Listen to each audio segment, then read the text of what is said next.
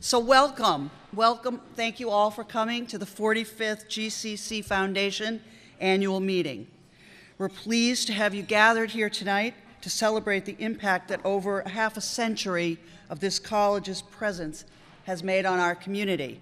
So that means the college is older than this foundation, so just pointing the math out. We're pleased tonight to welcome members of our legislative delegation. Their unflagging support and continued support of public higher education, especially over the years their support of Greenfield Community College, is greatly appreciated. And I say that on behalf of everyone who is here tonight and all of the students at this college. If you would stand when I say your name, just so that everybody can see that you're here and give you the accolades that are due you. First, Senator Stan Rosenberg, who you will hear from soon.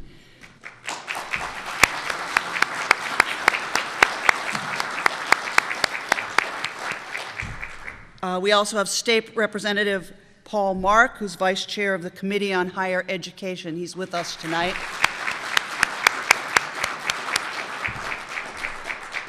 And we also have State Representative Denise Andrews, who's here tonight with us. Thank you all so much for coming, because I know your schedules are busy and it's a Friday night, and so it's greatly appreciated given that. I would also like to acknowledge and have everyone here acknowledge the members of the GCC Board of Trustees who are present tonight.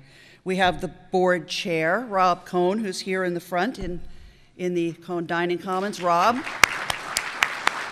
He's too deaf, he won't hear me. Stand up, Rob. All right, Vice Chair Liz Sillen. Liz, if you'd stand up.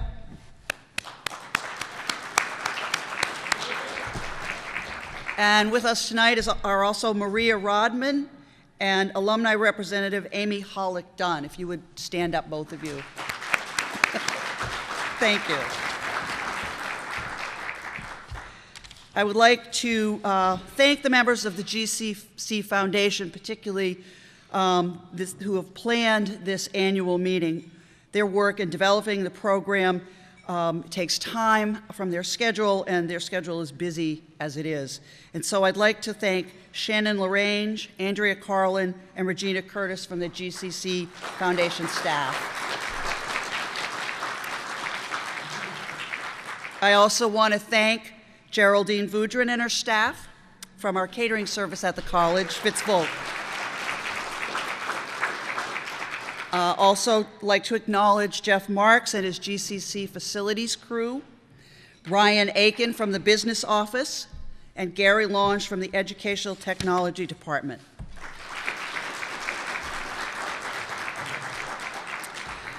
I really want to thank the leaders of the community who are here and those who are not here, who continually support our college and have stepped up once again by sponsoring tonight's program.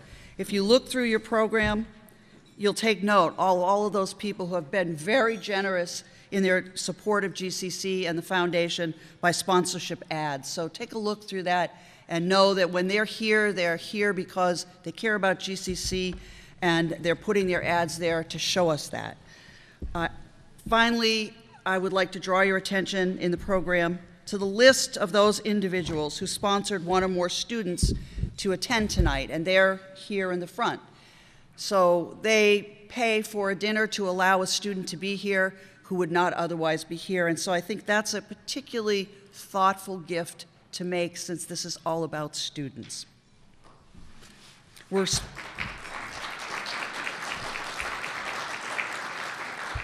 particularly proud of having the students with us tonight, because that's what this is all about. So first, I want to just say that I'm embarrassed to say I omitted acknowledging J.D. McAhee, who's over here, who is the student representative to the Board of Trustees, and I should have introduced him when I introduced everyone else. It's not my fault. He's hiding. He wasn't here. He was hiding. All right, we're going to move on to a very short business meeting, and I want to first recognize the current members of the Foundation Board of Directors who are here tonight. We have Larry Dean. Lorna, if you want to stand up or just wave your hand, that would be fine. Lorna Peterson, Robin Provo, and I believe Robin Provo's here. Robin? Yes, she's here. Sharon Roth, Art Schwenger, and Robin Sherman. Okay, there's a full list of the board of directors in your program. And so for the first order of the business of this meeting, I'd ask Robin Sherman as secretary to review the minutes of the meeting. They're in your brochure here, your annual report. So the meeting minutes are there from last year. Oh, excuse me, they're in this one. They're also in there. They're in your program. So we're not going to read them. Robin. And do I have a second? And all opposed? All in favor? All opposed? Hearing no objections? Hearing no objections, the minutes are accepted. Now, a very important part of what we do is recruit and bring on new board members. And so there are a couple of people that I want to acknowledge and that we will then be voting on. First, we have a renewing board member who is Robin Provo, who is here. And then our new board members, Michael Davey and Tamara Grimardi, who's our new student representative. And so I would ask if there is a motion from a member of the board to accept those names to the board. And a second? Robin? Thank you. All in favor say aye. All opposed say no. And thank you for those of you who have agreed to join the board. It's fabulous. Now, there are two board members and one annual fund co-chair who are stepping down this year, and they're folks that we're going to greatly miss. So I would like Art Schwenger and Beth Lorenz to join me on the stage. Misty Lyons was supposed to be here tonight. She's not able to be here tonight because of a death in the family. So Art and Beth, if you could join me on the stage.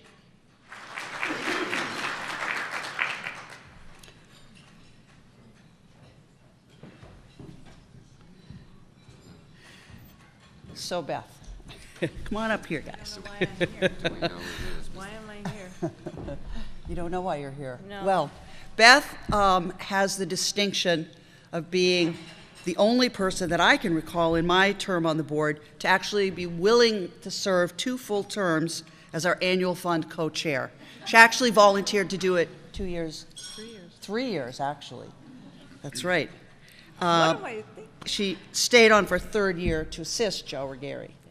But I mean 2 years as the chair, as the person in charge, and then training Joe Ruggieri in his term.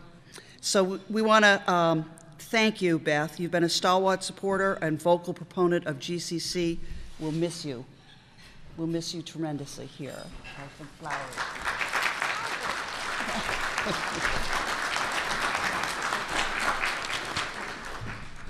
And Art. Art is leaving the board after 9 years of service. He served 2 3-year terms, stayed on for an additional term to complete his term as president of the board and facilitate the transition when Liz Sillen went to the Board of Trustees. Art has been an amazing board member. He's raised funds. He showed up to volunteer staff almost every event that we have had. He has represented GCC in the community. He's been proud to do that. And he's been our staff photographer because we don't have that slot. And so that goes to a volunteer, and Art has done that. We will, at the board, Art, miss your inquisitive mind, your great suggestions, your steady presence, never missed a meeting, and the person who asks the question very insightfully at just the appropriate moment. So, Art, we have some flowers for you, but before you pick those up, we have this special award to commemorate your years of service. So thank you so much. Oh, thank you. And this is Art. Thank you both, really. Even though you have a cold, thank you. Thank you so much. So we have here tonight, for everyone's edification, the annual report of the foundation. It contains lots of good information about everything that you have all done to make this a wonderful foundation to support the students at GCC. It really is worth going through it to look at the array of activities that have happened on the campus throughout the year, the stories of transition for people who come to GCC in one capacity and leave with another. They come sometimes from families that are broken, from families that don't have funds to support them, and they come here and they get an education, and many of them move on to four-year colleges or to jobs in the community, and they're proud of that, and we're proud of that. I want to particularly call your attention to page 7 of the brochure, and you'll see the financial and student data. And I don't know if yours is like mine, but interestingly enough, the envelope for donations fell out right at that page. So I don't know if that was a mistake in mine or you all have it. But I want you to look at this because you will see that we raised as a foundation and as a community $954,330 in the annual fund campaign. All right. Thank you, Beth. And we also raised, in addition, $1,050,000 through the Major Gifts naming campaign. That's a great, great start to our naming campaign, and I know it's going to continue forward. So if you look at this when you have time, it breaks out the different categories of funds received, how they were dispersed to the college, et cetera. And so take your time. We're not going to go over it. Aren't you lucky? We're proud of the work. We're appreciative of everything that everyone in the community does, every supporter of the college. And now I would like to invite President Robert Pura to come up and speak.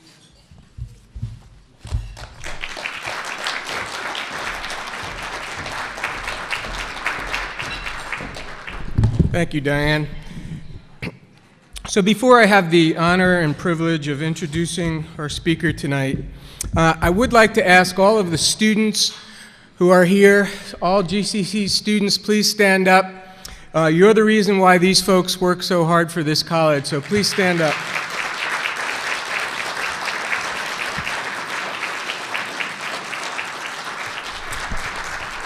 Thank you.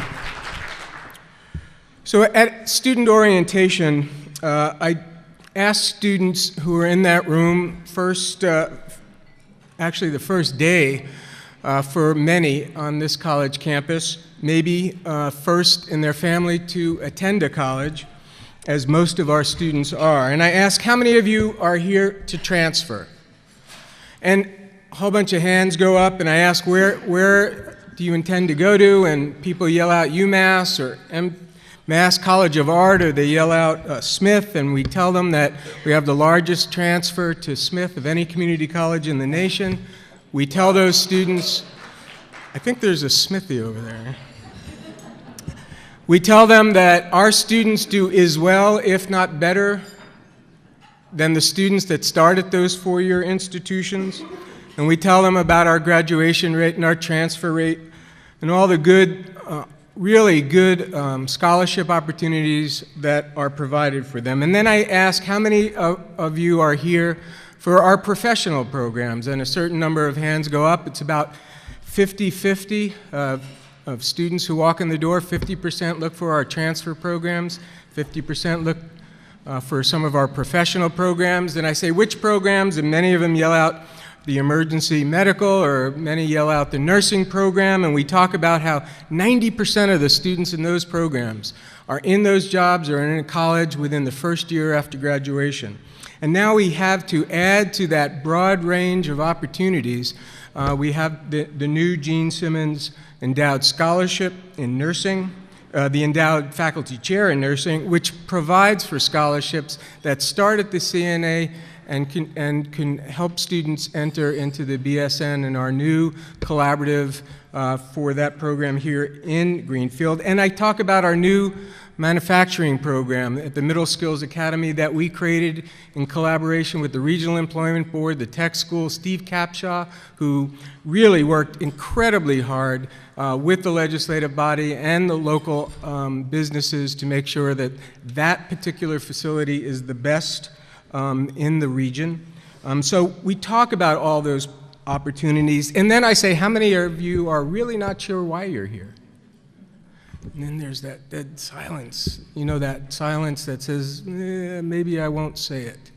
But then somebody has the courage to raise their hand, and I talk about the journey of discovery, the opportunity to maybe not major in this, but maybe discover your passion for something else. And we talk about how the minute that you discover your purpose, the minute that you find out what your passions are about, that what was seemingly a hard or boring course, which is really about you, the student, not the faculty, not the subject matter, it's about you finding what brings passion and meaning. Our faculty and staff get that journey and are able to facilitate that discovery second to none. And so we invite students to do that. Lives change for the better as a result of all those opportunities every day at GCC. And as a result, families grow stronger, and so too our community. Everyone in this room makes that possible, along with the faculty and staff of this college. And I bring to you, from all of our students, faculty, and staff, a huge thank you for all that you do. So thank you.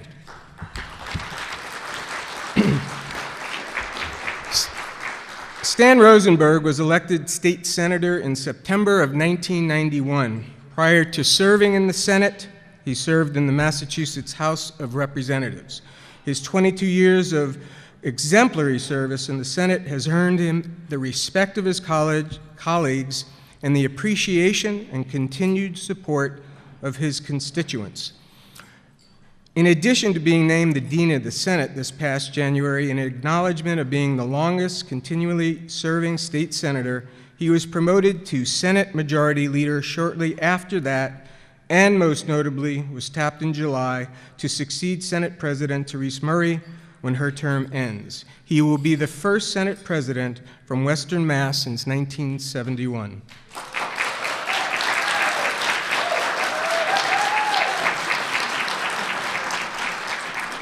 There's more. Throughout his career, Stan has been a champion for education at all levels.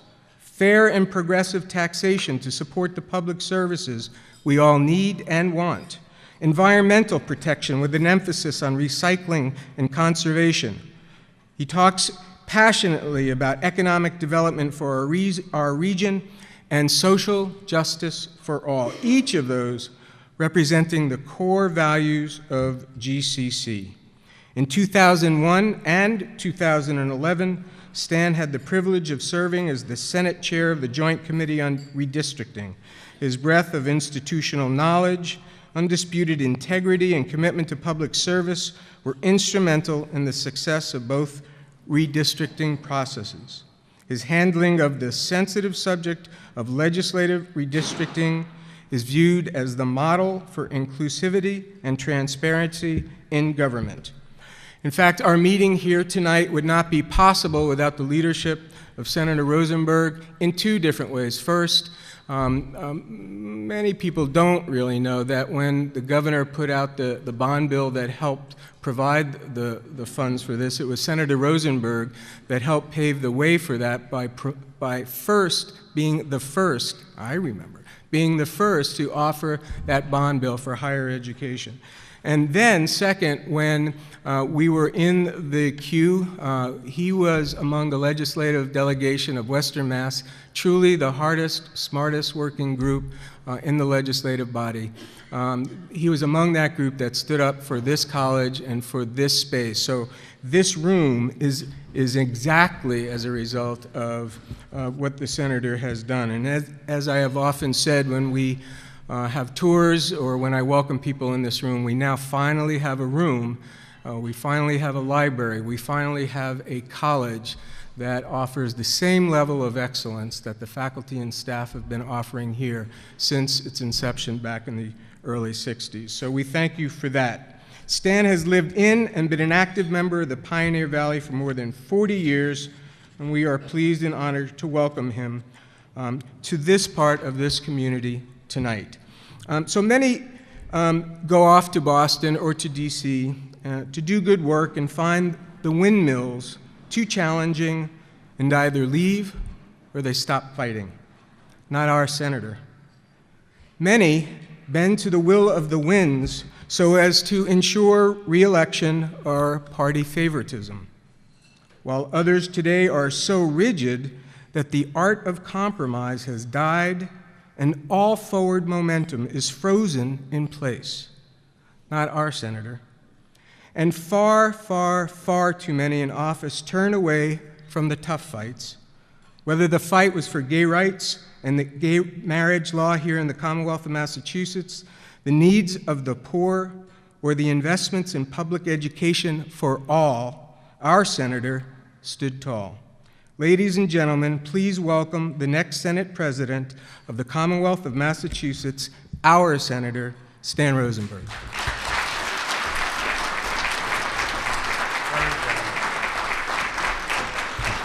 Thank you. I guess you all needed a stretch, huh? Well, thank you very much, Bob. That introduction is longer than my speech, but I want to thank you for giving me the opportunity to hear my eulogy.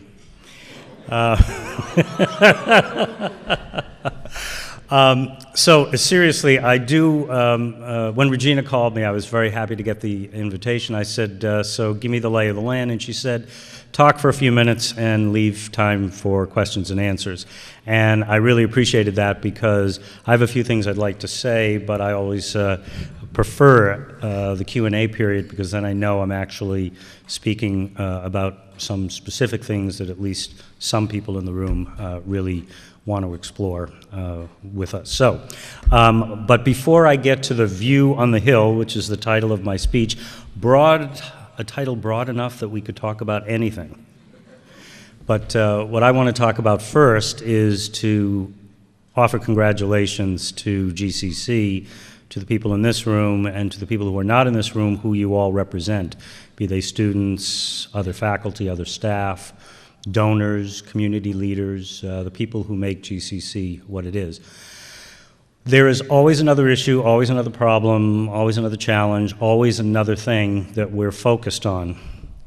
I think it's really important in politics and in community work to take a minute and think about, reflect about, and celebrate what you've accomplished before you start talking about the next piece. So I just want to reflect with you on a small handful of things. First of all, your first $1 million gift. How amazing. In this socioeconomically challenged region, the smallest county in the state, except of course for Dukes and Nantucket, but they don't count because they're in the ocean, they're in the middle of the ocean.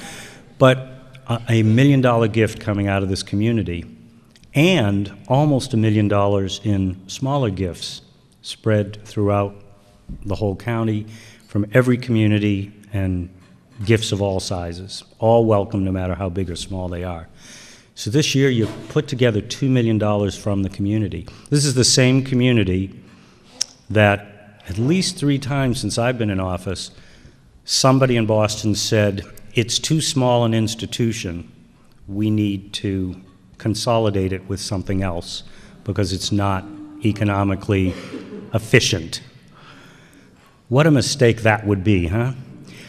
But it's the people in this room and the people in this county that stood up and said, no way, you're not taking our college. We are going to fight for our college. It's that same spirit, that same energy that is applied even when you're not threatened, but that energy is applied to continuing to build. And this room that we're sitting in, this building, this facility, is another thing to really celebrate and think about. Is this the first annual meeting of the foundation in this room or the second? Second. So the fact that we were able as a community, while people were talking about closing the facility, to continue to fight to get a place on the list and to actually get the money released so that we could build this building and complete the improvements in the rest of the building that were a part of this project. Really phenomenal effort by the community and extraordinary leadership. So the donors, the board, the trustees, the president, the staff, faculty, students, you really have developed a jewel in the crown of higher education, public higher education here in Massachusetts. And you should feel extremely good about it. And I hope you take time from time to time, especially when you have another tough fight ahead of you, you've selected another ambitious goal, to think about what you've accomplished and take that energy, that pride, and keep driving forward for the next major goal. Congratulations also on a couple of other things that ought to be noted. GCC is the #1 community college in Massachusetts by virtually every measure, every standard.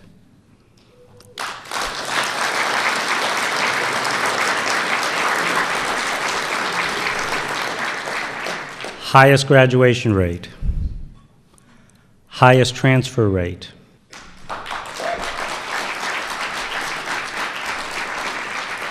performance is being measured now in public higher education in Massachusetts, and the community college system is being focused on not only in terms of what you do and how you do it, but those who are doing it exceedingly well are being rewarded for that.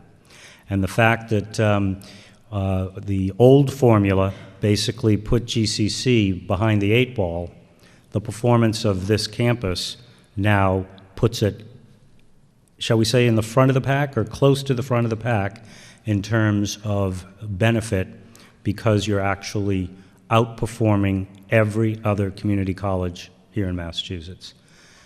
Take a minute and think about that, and think about the smallest community college in the most rural county of the Commonwealth being the lead community college. You are setting the standard, you are the pace setters, and everyone is comparing the performance of the others against your performance. So take a lot of pride in that.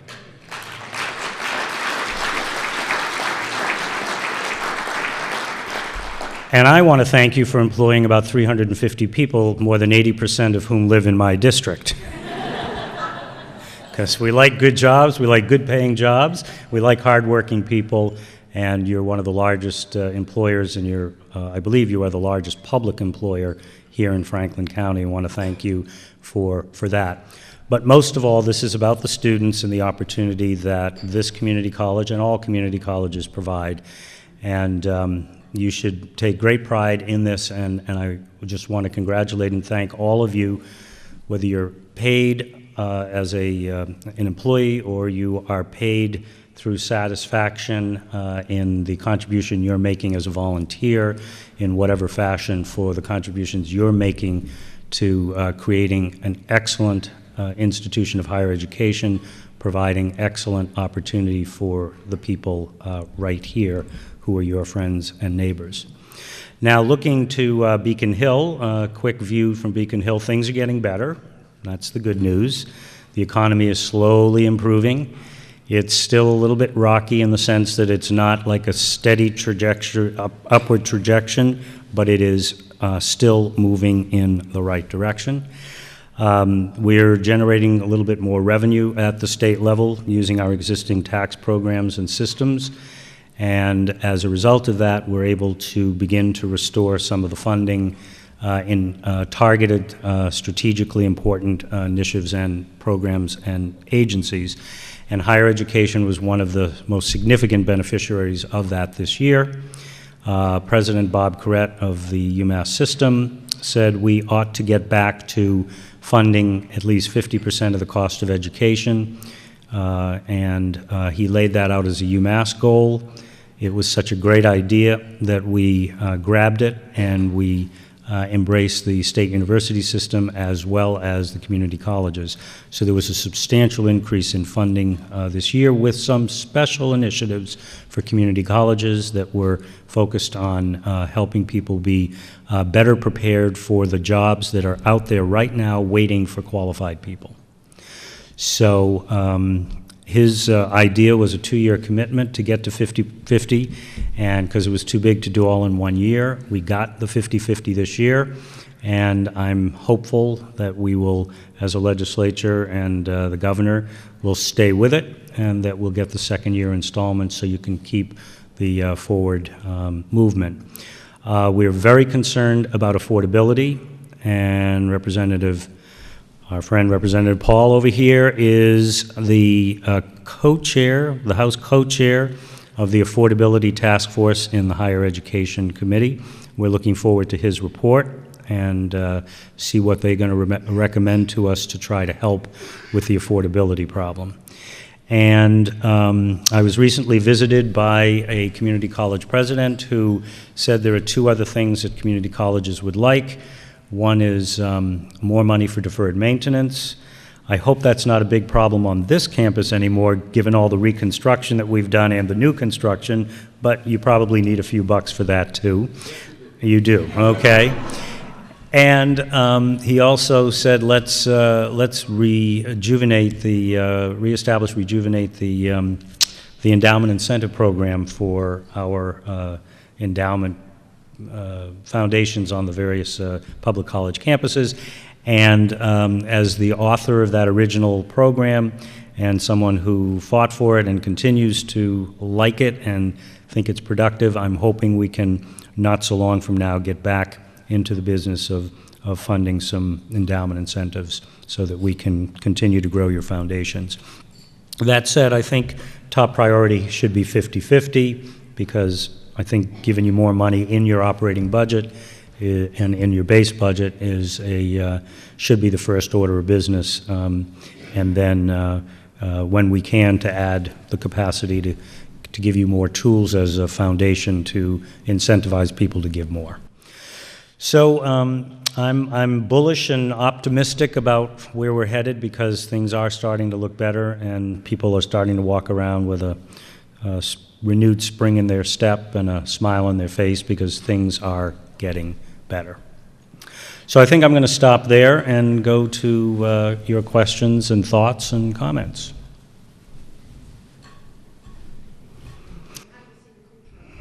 Mm-hmm. It's a very serious problem. We set up a program called Housing First, which was intended to try to help people who were on the edge of becoming homeless or were homeless get into permanent housing and be able to reestablish their capacity to stay in their own place, afford their own place, et cetera.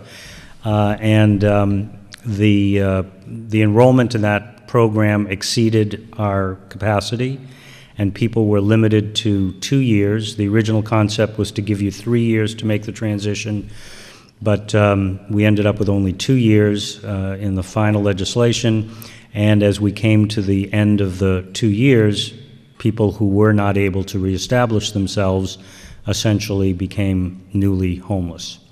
And according to the administration, 94% of the people in the program did succeed at becoming located in stable housing.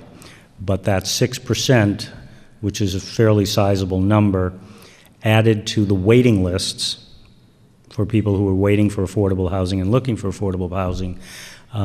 It basically overwhelmed the system. So going forward, we are working, we just passed a major housing bond bill, but it takes time to build housing. In the short run, they're working on trying to move people back to their own home communities as quickly as possible. We saw a few days of progress, and then we saw that it unraveled again. They moved 12 families out pretty much all at once, which was great. We turned around and there were 9 other families that replaced those 12, so it was a net improvement of three families. But so creation of more housing and trying to get housing that is public housing that's not is not habitable because they haven't been maintained. We're trying to get more money into that. So there's a whole series of small steps or small pieces that together can make a big difference, and we're trying to accelerate that. let me see. But the overall overriding problem is that when many of us in this room were kids, families paid between 10 and 15% of the cost of 15% of their income on housing. By the time we were young adults, it was about 25%. Now it's 50% or more. And you look at the income inequality in our society, where basically I'll say the bottom 80%, which isn't the best way to say that, but you get my point. 80% of the people, compared to the 1970s, from now go back to 1970s, about 80% of the people have a standard of living now and an income that is less, adjusted for inflation, than people comparably situated in the 1970s. And yet at the very top, the top 20%, their incomes are growing rather substantially, and the top 5% even more, and the top 1% even more. So we have an income inequality issue and problem in this society, and we have to deal with it. We are destroying the middle class. We're destroying the middle class, and that is compounding many problems, social and economic problems, including the issue of housing. I thought you said 2 or 3 sentences. I forgot. Anyone else? Yes. Sure, capitalize upon these successes of the school that you present to other lawmakers that can kind of protect that. Give us the ideas, give us some shape and framework of that, and then we can work together to do that. This kind of thing is going on at colleges all across the country, including right down the road at UMass. They have a very well-established permaculture program. They were honored at the White House recently for the innovations that they have brought to this very concept. So help us think about how to scale it up and what you need, and working with the president and folks on this campus, if you guys come up with a proposal, we'll try. Can't promise we'll get it, but we can try. Community college has been the forefront. It's our time to have a voice. I believe in Greenville Community College so much, and I believe in the other things that make these independent farmers viable. How can we help them? Because it's troublesome right now. Mm-hmm. Okay, so the first part of this is to understand that these are federal regulations, not state. Our Department of Food and Agriculture is in total agreement with the farmers here. Our congressional delegation, who are the frontline soldiers in this battle, are in total agreement, and they're with us. The state legislative delegation here and the Joint Committee on Agriculture, Natural Resources and Agriculture has been exploring and discussing ways in which the state legislature can try to help. We can't override their rules, but this is a political situation, and we are political people, so we can help contribute to that. With regard to the root of the problem, I think my opinion is the root of the problem is that the federal policy in agriculture is driven by the large agribusinesses and the large agricultural states. We import 85 to 90% of our food, and so we're not seen as an agricultural state, and our farms are very small compared, and many of them are part-time farms, et cetera, et cetera. So the policies that they're adopting are designed to protect and enhance the position of the large guys, and we get lost in that process. So we're going to have to keep fighting hard. What role could a community college play in this? It is a place a convening place, a place where people can come together. And there may be some faculty here, there may be some staff here who have an interest in this and could potentially help be a convener in bringing people together. It's not in the central core mission of the institution, but it's a great neighbor, and it's always there to help the neighbors. And so there may be some ways, just by helping to convene and providing a place and an opportunity. And those of us who are in the delegation, we're more than willing to come and sit with people. I think we have a pretty good handle on it, and it's really about working with our federal officials to try to give them backup and support in their effort to represent us. Who else? Yes. Dan, I can't really help myself and keep reflecting on. Do you think we're making any progress at all in changing the map of Massachusetts, the one that shows Boston taking up about half the state, Worcester on the left side, and Albany beyond that? You will over the next 8 years.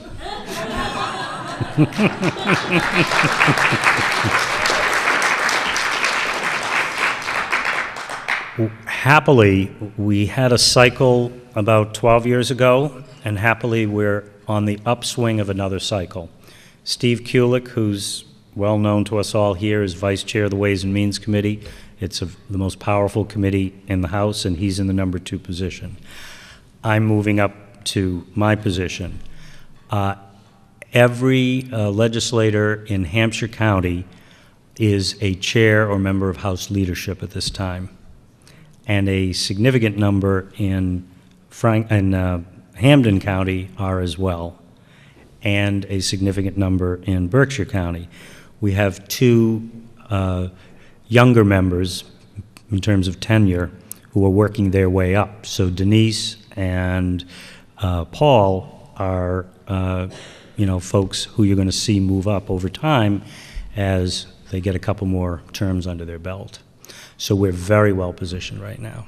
And I intend to be I have a responsibility in my new position when I get there to be a statewide leader, but I intend to make sure that I do it with a twang.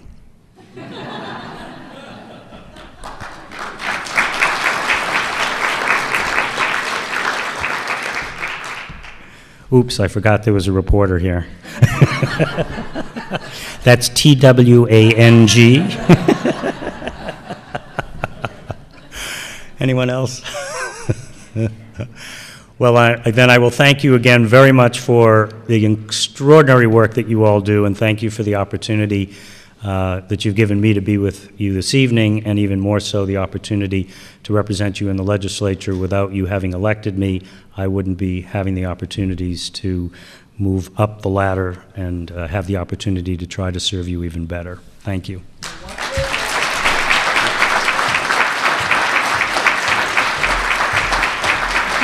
Just walk away without a thank you.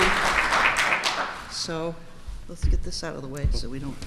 So a little present from Thank you. the foundation, our own colorful, organic GCC memorabilia. Thank you. Thank you very much. Thank you. You did great work. There you go. Thank you very much. Thank you.